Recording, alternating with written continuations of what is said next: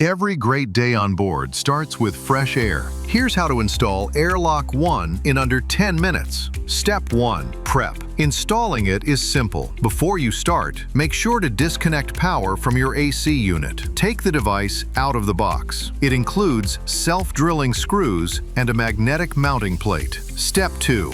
Find the right spot. Install it right in front of your AC, ensuring airflow passes through the ion emitters. The device works in any orientation. One rule: keep the ion emitters away from touching any surface. Step 3. Mount it. To mount, you've got two options. You can use either the magnetic mounting plate or the included screws. For magnetic mounting plate, clean the surface. Peel off the red liner and firmly press the plate onto the cleaned surface for at least 10 seconds. Wait a few minutes before attaching the device. Alternatively, secure with the self-drilling screws. Step 4. Connect to power. Make sure your power source is between 100 and 240 volts.